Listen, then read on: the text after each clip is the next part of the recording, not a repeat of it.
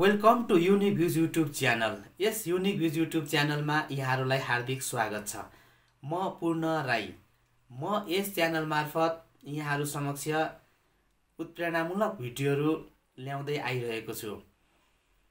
यस च्यानलमा नयाँ हुनुहुन्छ भने सब्स्क्राइब गर्न र यस भिडियोलाई लाइक, कमेन्ट र सेयर गर्नको लागि सर्वप्रथम म अनुरोध गर्दछु। आज म यस्तै उपयोगी र उत्प्रेरणामूलक भिडियो सामग्री लिएर आइसकेको छु यहाँहरू समक्ष।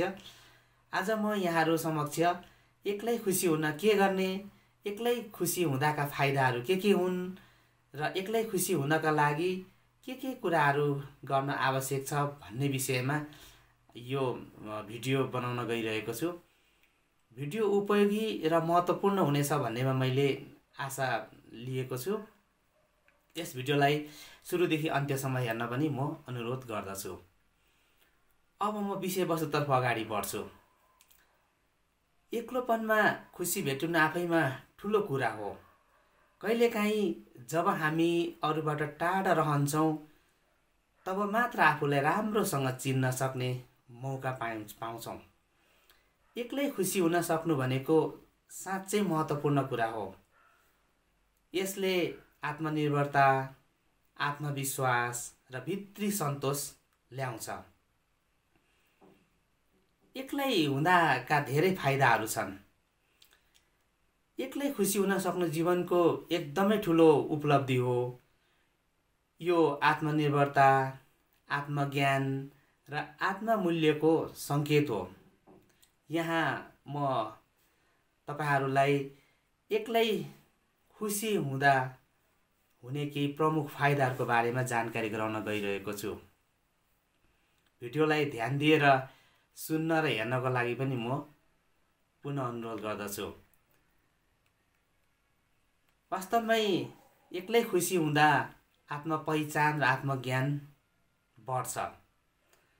जब हामी एक्लै हुन्छौँ हामी आफ्नो भावना, सोच, कमजोरी र बलियो पक्षहरू बुझ्न थाल्छौँ।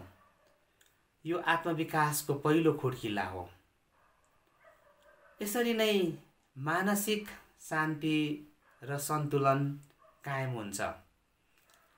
अरूको अपेक्षा र भिडबाट टाढा हुँदा मानसिक शान्ति मिल्छ। हामी आफैसँग समय बिताउँछौँ जुन ध्यान, मेडिटेसन जस्तै लाभदायी हुन्छ। यसरी नै रचनात्मकता बढ्छ। एक्लोपनमा ध्यान केन्द्रित गर्न सजिलो हुन्छ। लेखन, चित्रकलाबाट लिएर नयाँ आइडियाहरू ल्याउने क्षमताहरू समेत बढ्न सक्छ। लेखन कलामा संलग्न रहने, चित्रकलाहरूमा संलग्न रहने, जसले गर्दाखेरि हाम्रा रचनात्मक गतिविधिहरू बढ्न सक्छ। यहाँले गीत, सङ्गीतहरू पनि रचना गर्न सक्नुहुन्छ। यस्तै अन्य रचनात्मक क्रियाकलापमा पनि सहभागी भएर रचनात्मक बन्न सक्नुहुन्छ।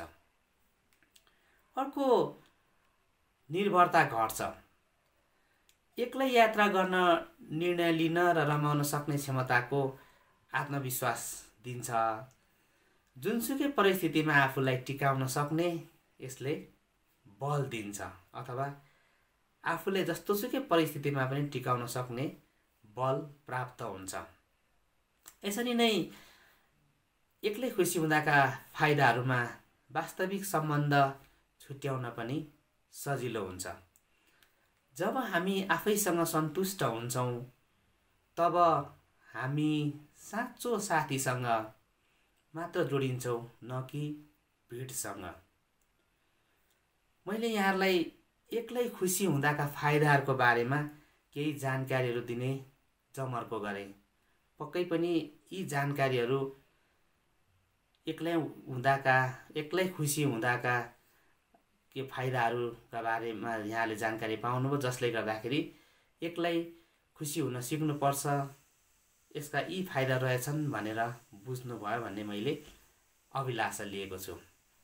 अब म यहाँहरू माझ एक्लै खुसी हुने प्रभावकारी उपायहरू के हुन् भन्ने विषयमा कुरा गर्न गइरहेको छु। पहिलो, सेल्फ एक्सेप्टेन्स अथवा आत्म स्वीकृति। आफू जस्तो छौँ त्यसैलाई स्वीकार गर्नु, कमजोरी र बलियो पक्ष दुवैलाई अँगाल्नु, अर्काको जीवनसँग तुलना गर्दा खुसी हराउँछ, आफैको जीवनमा केन्द्रित हुनु धेरै राम्रो हुन्छ।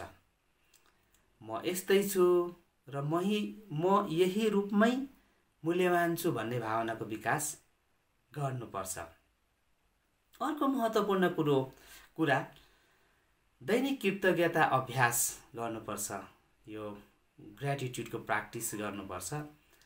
हरेक दिन 3वटा कुराको सूची बनाउनुहोस् जसको लागि तिमी धन्यवाद दिन सक्छौ, जस्तो स्वस्थ शरीर, सफा आकाश, मिठो खाना, यस्तै सूचीहरू। आफ्नो भावना, सोच, धन्यवाद दिने कुरा लेख्दा मन हलुका हुन्छ र सकारात्मक सोचको विकास हुन्छ। मनमा सकारात्मकतातर्फ जान थाल्छ, तपाईको मन सकारात्मक सोचतर्फ अगाडि बढ्न थाल्छ।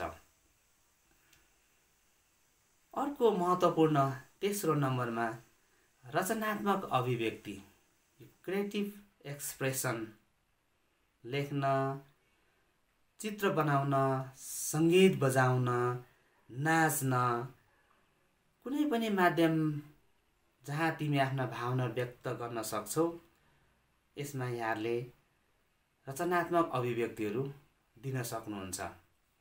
यो अर्को आफ्नो आत्मा निको पार्ने माध्यम हो। यसरी नै अर्को महत्त्वपूर्ण चौथो नम्बरमा रुटिन बनाउनु। बिहानको कामको सुरुवात सकारात्मक सोच लिएर सकारात्मक गतिविधि गर्ने सङ्कल्पका साथ आफ्नो कामलाई पनि सुरुवात गर्ने, सोचलाई पनि सकारात्मक ढङ्गले सोच्ने कामबाट सुरुवात गर्नु पर्यो। पर्याप्त निन्द्रा, स्वस्थ खानपान र केही समयमा व्यायामको लागि पनि छुटाउनु पर्यो।